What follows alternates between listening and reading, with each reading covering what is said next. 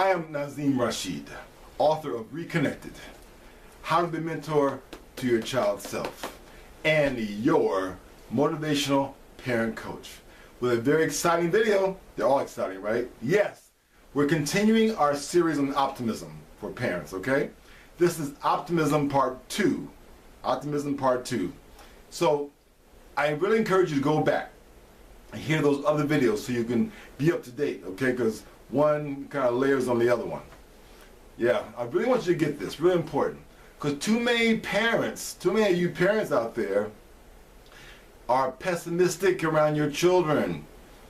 You're so tired of their noise and their messy rooms and their bad grades and there's too much responsibility. If you're a single parent, you got too much burden on you. You're mad at the spouse maybe.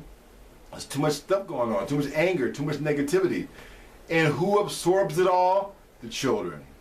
You wonder why they act the way they are acting. Yeah. So what I'm doing today is getting that optimistic spirit back. So optimism becomes the dominant vibration in your house. All right, that means you look for the best all the time. Then you receive the best. Okay? We're going to do this. All right? So this is, again, Optimism Part 2. All right? Now, I was talking about choices in the last one. Choices. So I'll start again with choices, okay? Now, you can think about the little blessings that God gave you. As you recognize that your young ones are in good health. Yes, good health. And their grades are good. Or you could think about the unruly kids in the house, making noise and keeping their room a total mess. Yeah. Now you could think about all the good that you have received as you ponder on the many, many blessings that you are grateful for. Yes, tears start to flow. Yes, yes, yes. Or you could think about the depressing thoughts that sometimes pass through your mind regarding life and life lessons. Yep. It's all a choice. You can choose to be happy or choose to be miserable. Yes. You can see your children as the blessings that they are or a curse from God. Yeah. You are in control of those choices and no one else holds that responsibility. When you choose to be happy and optimistic, yes, according to the law of attraction, you must receive the same, which will add to your happiness and reaffirm your optimism. Yes, yes, yes. There is always something to notice wrong with your children in general, yeah, because of them learning by trial and error and not really knowing their place in this unfamiliar earthly environment. Yeah. Why focus your needed energy on faults and the why me questions? If some of those things get fixed, there will just be more to take its place. Why? Because you are attracting more of the same to be there. It is not going to stop. You didn't know that? It's not going to stop. So why be in that mode of continuing to bring on more unhappiness? Why do it? Why do it? Yeah, just taking more Tylenol and more medication and so forth, more trips to the doctor. Why go through all that? No. How about another choice? How about focusing on the other side? Misery and disappointment is not your only choice. There is another choice that is being ignored on too many occasions. There is a lot of right with you, your surroundings, and the children that you're blessed to receive. Now you know a rose has a beautiful smelling, smelling brilliant petals, you know? Yes. It also has some very sharp thorns. What are you going to focus on? What are you going to receive? What are you choosing to receive? The prick or the fragrance? Yeah, the prick or the fragrance. The punishment or the reward. And that is what is really, that's what it really comes down to in life. Yeah, for sure. Now you either receive the rewards of your proper mental mindset or the punishments of your ignorance of the law of attraction. Now what kind of parent-child relationship do you really want? Yeah, have you thought about that? What kind do you really want? One of contention or one of connection?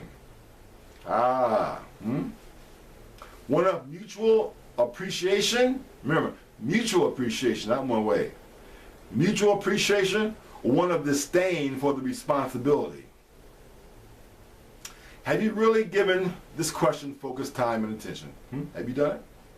You make choices every day for or against your objectives. When you make decisions that are not in your behalf and the pain sets in on one level or another, you wonder as you ask yourself, why is this happening? Why don't you think about the two universal laws you cannot escape? Cause and effect and the law of attraction. You can understand why the subject of optimism is so important to have internalized as a parent. You can't give what you don't have. Children be what they see. They do not be what you say. Got that? They be what they see. They do not be what you say. Okay? Children don't understand the adults' admonitions and directives apart from their physical presentation. Yeah, remember the 93/7 principle of communication I talked about earlier? Remember that one? Yeah. It's all about your presentation. That's what they really get. Okay? Your words are only 7%. Now, in order for your training or molding to take place, you must have congruence with your total language. If you don't have a firm belief in what you are saying, or your body language is saying something else, your children will pick up on that. The results will be rebellion, arrogance, backtalk, or just doing the thing that you told them not to do. Yeah. When you internalize optimism, that energy is also picked up by your kids. When they see the best in you, which is demonstrated by your total, your total language now, you will naturally see them respond in a favorable way. So as you are having discussions with your children, demonstrate optimism with him or her and tell them how much you believe in the best within them. Tell them that. I believe in the best within you. Right now you're not acting right. Right now your behavior is not appropriate. But you've got goodness inside of you. I believe in the best in you. Yes, I want you to believe in that too. Tell them that. Yes. It is important, yes it is, to distinguish the outer self from the inner self. Okay? The outer self can err, do foolish and silly things, and mean-spirited, yes. Whereas the inner self is always the self of truth, love, great potential, and is where all the great assets are hidden. Therefore, when you're consistent in saying how you love and believe in the best within them, you're going past their outer self, right? And of the worldly influence, all those things that were told to them, the programming. Yeah, they can feel that, especially when they have done some kind of wrong, and you still say the same thing about believing in their inner self and loving that which is within them. See, get that? They might do wrong. You say, I still love the greatness inside of you. I still love the real you. I don't love what you did, but I still love the greatness inside you, the good you inside. Yes, I still love that. I want you to love that too, and align yourself with that self. Yeah. See, optimism is a missing factor in many of our young lives. Yeah. Children have seen many devastations which can naturally affect their optimism, such as parents arguing, parents fighting, ugly divorces, absent parents, dominant parents, neglectful parents, all those kind of things, abusive parents, child custody battles, bullying, sibling rivalries, Preferential treatment in the household. Some of you are guilty of that. Peer conflicts. Fears of the street life. Yeah. Fears of uncontrolled public schools. That's another one. Fears of isolation and loneliness. Yeah. See, pessimism has become a way of life. I hope it's not your way of life. If so, please start making that transition right now. Please do that. Yeah. Many have accepted it as their burden to bear. Although the inner self lets them know that something is terribly wrong. That's right. Optimism will bring hope, love, light to a dim life of despair and depression. I want you to really get this. Real important. I want you to really get this. Yes. So I'm Nazim Rashid. You know, you're a motivational parent coach. And I want you to contact me. Connect with me. Let's talk. We can do one-on-one sessions on the phone. You know, I want the children to have the best inside of you. All right? But the best inside you has to come out.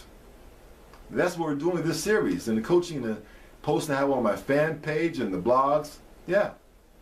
I want you to realize that the best is there.